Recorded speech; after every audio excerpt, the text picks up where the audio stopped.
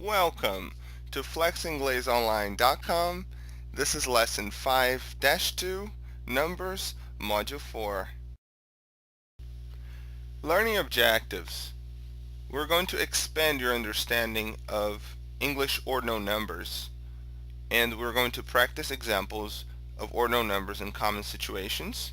And finally, we're going to expand your English vocabulary. The learning prerequisites is to have completed FlexIngles lessons 1 through 4. So ordinal numbers from 21st to 100th is what we are going to learn today. So we are going to watch a short text, then answer questions about it. Let's get started.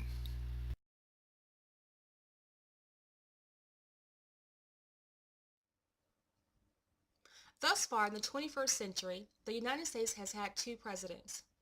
The U.S. had a total of 19 different presidents in the 20th century, and of course the century to have the most was the 19th century with 25 presidents. Being the leader of the Constitutional Convention, the United States' first president, George Washington, took office back in the 18th century and served for 8 years. Since this time, the U.S. has had a variety of personalities hold the distinguished office of the people. Some of the most notables is the 16th President, Abraham Lincoln, who is widely known for the Gettysburg Address on the 19th day of November, 1863.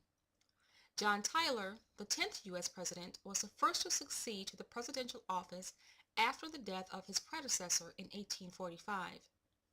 The 20th President, James Garfield, only served 6 months after being shot, but also was the only sitting member of the House of Representatives to be elected president. The 26th U.S. President, Theodore Roosevelt, was the youngest president to take office in 1901 after the assassination of William McKinley, and is also the inspiration for the toy every child has had, the teddy bear.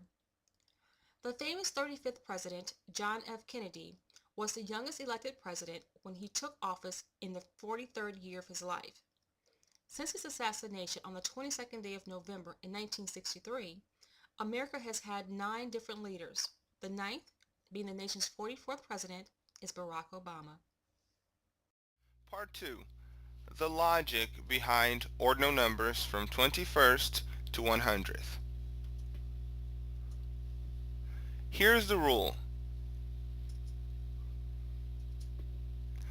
For whole numbers, all the numbers that end with 0, todos os números que terminam com 0, like 20, 30, 40, 50, 60, 70, 80, and 90,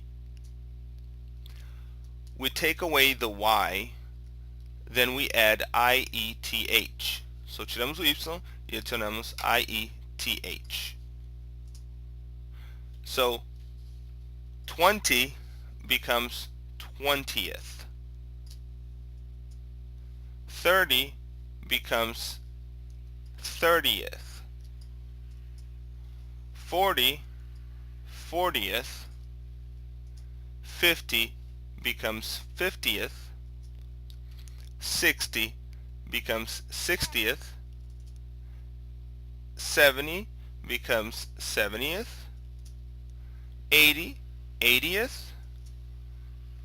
E finalmente, and finally, 90 becomes 90th. Ok? Então essa é a maneira de construir os números ordinais. From the cardinal numbers to the ordinal numbers, we take away the y, then add IETH. So here's one example.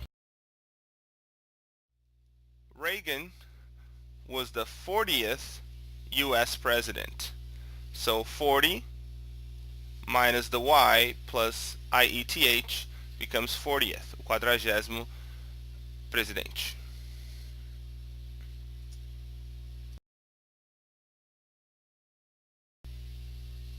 Now, let's look at numbers that are not whole numbers. Então, números que não terminam com 0, ok? So here's the rule. 71, 72, 73, 74 e assim por diante, and so on, não terminam com zero, terminam com unidades, correto? So, in this case, we keep the tenths, in this case is 70, and then switch the units for the ordinal. Então teremos 71 becomes 71st. 72 becomes 72nd. 73 becomes 73rd. 74 becomes 74th. 75 becomes 75th. And 76 becomes 76th. 77 becomes 77th. 78 becomes 78th. And 79 becomes 79th. And please, fique atento, attention. Always use the dash in between the first and second part of the number. Então aqui embaixo nós temos o tracinho entre o 70 and the ordinal number first. So sempre use o traço. Alright? And finally, the 100th.